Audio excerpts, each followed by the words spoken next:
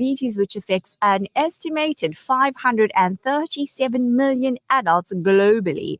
The World Health Organization highlights the steady rise of diabetes with prevalence, nearly doubling since 1980 from 4.7% to 8.5% amongst adults. So let's find out more about diabetes. And for that, we are going to be chatting with Dr. Hasina Kaji, who is a UCT trained specialist physician dedicated to understanding and teaching the role of nutrition in treating and reversing insulin-related diseases. Subhanallah. Assalamu alaikum, Dr. Hasina, and welcome back to Urban Women. Wa alaikum salam wa rahmatullahi ta'ala wa barakatuh, and jazakallah khair for inviting me again. It's a pleasure to be here. It's an absolute pleasure, and I think you're doing such amazing work. May Allah Azza wa Jal reward you, because often we are, and there's so many videos going around about hospitals working based on revenue and so forth, and you just wonder, oh, okay, how safe am I, and how important is my health, and am I really going to get the assistance and the remedy that my body really requires? So I love that you are focused on helping to reverse the effects of insulin resistance. So share with us, what are some of the myths that you would like to dispel about diabetes for us? So, Razia, the biggest myth, and this is something that doctors are still trained today in medical schools around the world, is that diabetes is a chronic progressive disease. We have got it wrong, because we are taught that if you have a genetic predisposition towards diabetes, that it is inevitable that you will develop it. And once you have it, that is it. You have it for life, and it is chronic and progressive, which means the messaging that people are getting is, I have no control. And what we do at Nutrition Network, it's a global revolution to teach doctors as well as coaches. And bear in mind, many of the doctors who come into our training develop diabetes themselves and realize that the teaching and the knowledge and education they were given isn't helping them. It's making their diabetes worse. Same with people who become coaches and want nutrition coaches and want to help people to reverse this, because they realize the new zest that they have for life. Their lives are completely transformed. So the myth I want to dispel is that diabetes is not a chronic and progressive disease. It is preventable and it is reversible. You just need to know who you go to for your education.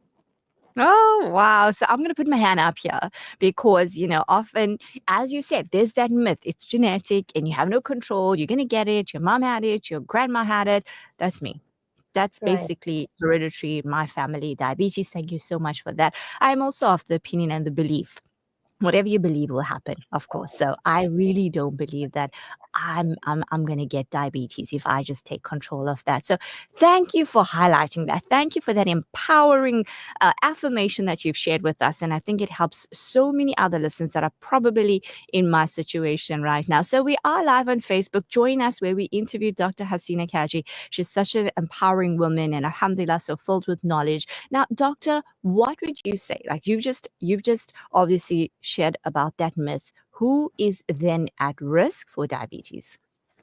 So, in the Western world, I would say actually most people eating a modern diet or living in the modern world are at risk. Now we know that for sure there is science showing us that 40 to 80% of the risk of developing diabetes comes from genetics. But what people are not taught is something called the loaded gun theory.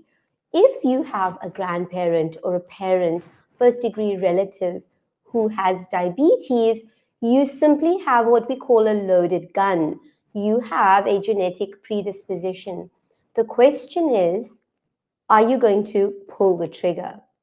And here is why and especially for Muslim people, we have known from the beginning of Islam how to be able to live our lives in a way that is conducive to health. And that goes with eating, with our spiritual upliftment, how to rest. We have all the information.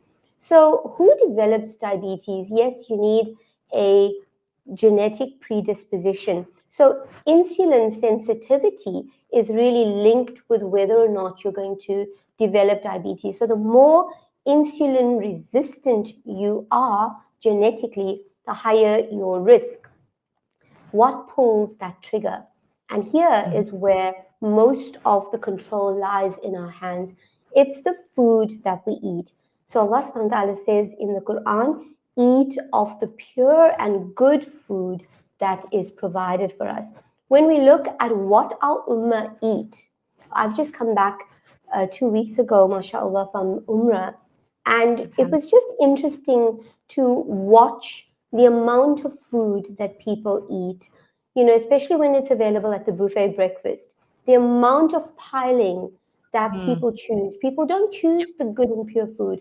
We're choosing pastries and croissants and all the sweet stuff rather than looking at what does my body need? Am I getting enough good quality protein? There are eggs available, there's liver available. Ask, Yeah. in the modern diet, we don't go for that. We go for the quick, easy, sugar burst food. So, really, nutrition is the big thing. And I just want to say that it's not just the high sugar, it is the seed oils. A lot of our people eat deep fried samosas and pakoras and all of these things that are fried in seed oils. And these are highly refined oils that are toxic to our cells. They actually become the membranes of our cells all over our body, our brain, our heart, our muscles.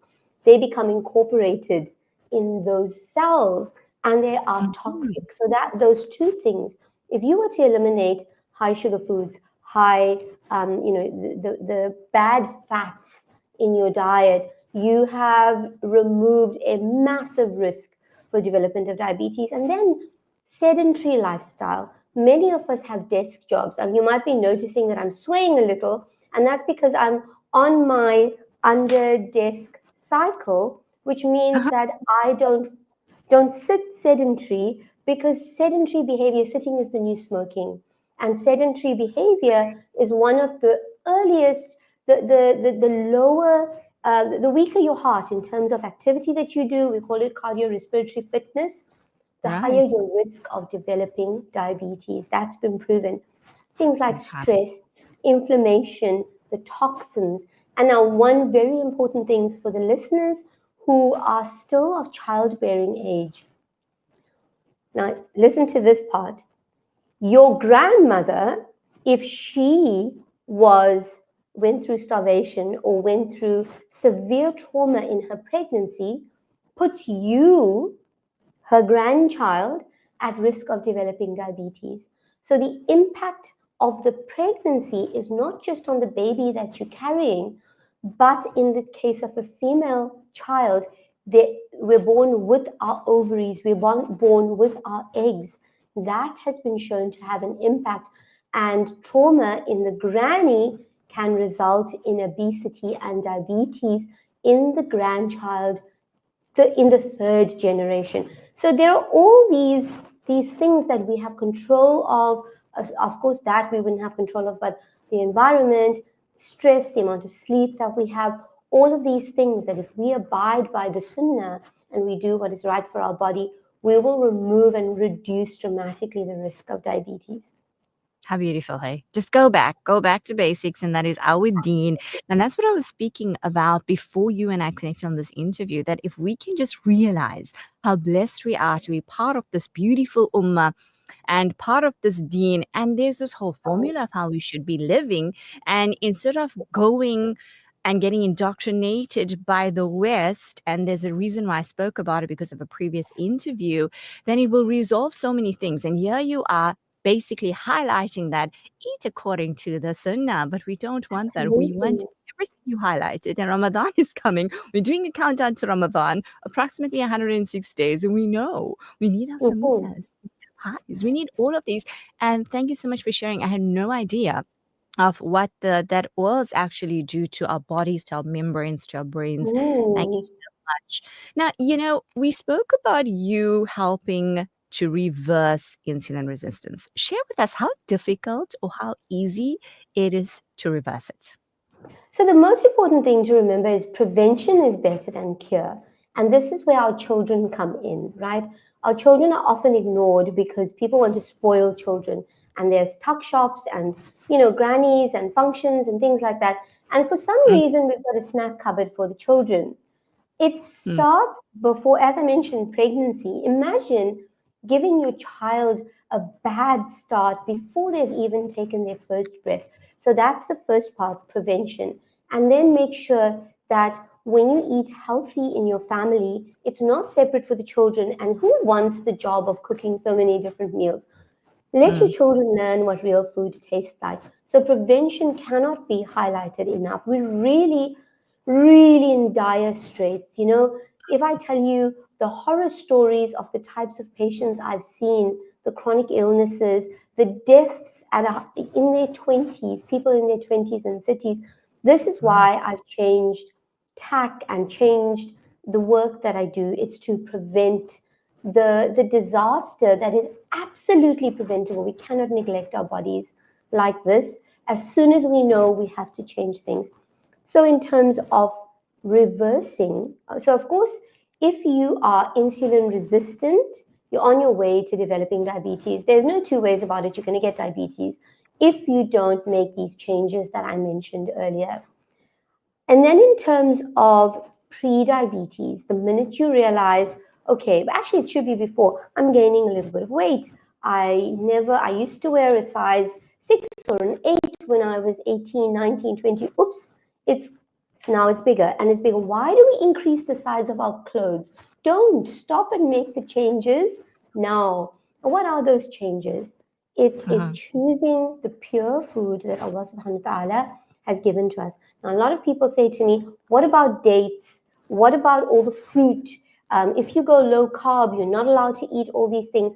The thing is that if we've abused our bodies to the point where we've developed disease, then we have to stop and say, if these things are causing damage to our body, we have to remove it. So all the high sugar foods go, all the bad fats go, and you want to prioritize protein. Your body needs a certain amount of protein every day to make new cells, to build, to make it, immune cells, all of these things. Your brain needs fat, cholesterol, it needs natural fat. There's no low fat cow roaming around, you know. Cow is the way that Allah subhanahu wa ta'ala made it with the cream and the milk, and it's designed as a food so that we're full. But when we think we're too clever and we mess with nature, we mess with Uh-huh. what Allah subhanahu wa ta'ala created, we start to get hungry too quickly. So really, I have people who come in with full-on diabetes, with what we call target organ damage in terms of, of course, some of the damage is not reversible, like blindness and kidney failure and things like that. But it can and it has been halted, so we can put it into remission. And all Mm, of this is done by choosing the correct nutrition. And this is what we teach people at Nutrition Network. Doctors have changed their practices. They're reversing diabetes around the world. As I said, people have this, they're in pain, they're tired, they discover a new way and they want to help. They become, they want to just shout it from the hilltops because they want everybody to feel the same. And so they do our training and they reverse their own diabetes, and they help others. And it is a matter. There's no formula in terms of time, but it's very quick. Number one, on day one, when I see a patient and I give them a new way of eating, I have to halve their insulin on day one. This is how powerful eating correctly is. You halve the insulin on day one. And if you don't halve the insulin, the blood sugar crashes. So, what does that tell you? That tells mhm, you that we are causing our blood sugar to rise by mhm. eating things like even oats. People think oats are healthy. It's not, it's carbohydrates. Brown Okay. bread, people think it's healthier. People say, oh, what about sourdough bread? It is still bread. We have to get away from the starches and start to go protein, eggs, fish, meat, the natural raw material. It doesn't have to come out of a package or, go to auntie or whatever the takeaway place is. We Hmm. have to actually put in that effort of learning, and we have to raise our standards as people to say, this is the standard at which I live. I um, love and respect my body as an amana. I am here on this earth to do a particular job for the sake of Allah subhanahu wa ta'ala. And I can only do that job, even especially as a mother. People put their children first. I can only do that mothering job properly if I am healthy and well taken, if I love myself enough. Allah Indeed. loves us so much. We don't realize it. And so it's really just changing that perspective. So how quick it in a matter of weeks, my patients are coming off their oral medication. And then, and then you have to maintain that, obviously. Wow, I'm having so many aha moments, and I need to change so much in my eating, definitely. Thank you so much. It's been so wonderful chatting with you. I love that you bring in Deen, and that is beautiful, because if we just follow that, as we mentioned, it helps to solve so many problems. So, doctor, what would you say? What is the role of Islam in a chronic disease like diabetes? What is your take and your advice on that? So, like I said, that if we prioritized our health as an amana, if we started out life realizing this is my role in life, teach our children, put the Quran first, start your morning with your prayer, and you open the Quran and see, what does Allah subhanahu wa ta'ala want to say to me today? I say to my children, the Quran is your best friend. You cannot be chit chatting. The Quran is waiting for your undivided attention. Then the Quran Alhamdulillah. will give you more messages. So we have to prioritize how we live and say, I'm a Muslim first, and I am going into this world with a mission. Uh-huh. And then when we read the Quran, we see that Allah subhanahu wa ta'ala says, and eat of the pure foods. We see that Allah subhanahu wa ta'ala gave the children of Israel manna and salwa, and they were ungrateful for it and wanted lentils and onions and all of these things. We know from Nabi sallallahu alaihi wasallam that we should still feel hunger. We should not eat to cover up. The children of Adam should eat enough to keep their back straight. We Mhm, shouldn't mhm. reach the point where we're burping. So if we were to eat in moderation, eat less than we think we need, that's another part. Then the fasting in Islam, to go through those periods of the Sunnah fasts, the Mondays and Thursdays, and then the white days, that means that you're fasting for about almost half a month. And science is now proving that calorie restriction is associated with health and longevity and a reduction in inflammation and strength and mental clarity. Just look at how people suddenly feel in Ramadan so alert, so much better and stronger. So these are all the things that it really is simple, that if we are going to follow what Allah subhanahu wa ta'ala says seriously and sincerely, it becomes a daily mission when you're eating to go, oh, if I eat one more bite, I'll be full. Maybe I should stop right now and see how I feel. And not to be afraid, because that is also part of the spiritual growth and upliftment. SubhanAllah. Absolutely, mashallah, tabarakallah. It's been absolutely wonderful connecting with you. We've got messages coming through. Please share the doctor's name and number. It's Dr. Hasina. We say Kaji, Is it Kaji or Catchy, it Kaji? is catchy. It's Okay, thank you so catchy. much. Share with us your number for those that want to reach out. I think it's so important, inshallah, especially people with diabetes. I'm just thinking, boy, my mom needs to chat with this doctor. Inshallah, share So, your number as we so wrap. there are two. So one thing I want to share is at nutritionnetwork.org. So it's www.nutrition-network.org. We're running a special at the moment. We've got all of these online courses that people can do. One in particular is called Diabetes Risk and Reversal, and it's 75% off until the first week of December. And if anyone is interested in diabetes, I highly encourage you to do it. It's a very interactive recording format. It's from experts around the world, and really that is the best advice that I can give you. And then if people want to get in touch with me, I see people through a new coaching venture called Seha Healing Center on Instagram. So if you look at us, we do free videos and stories and things like that. Seha Healing Center, and then you can contact me through seha.org. Thank you so much, Doctor. Absolutely wonderful connecting with you as always. And we'll remember there's no low fat cow roaming around. So enjoy that awesome mode. Until we connect again, have yourself a lovely day. Allah Azza wa Jal increase you in knowledge so you may continue to doing the amazing work that you're doing to bringing us into alignment of how we should be living, reminding us of our beautiful deen, inshallah. Until then, Assalamu alaikum wa rahmatullahi wa barakatuh. Wa alaikum assalam. Jazakallah khair. Allah subhanahu wa ta'ala increase you too.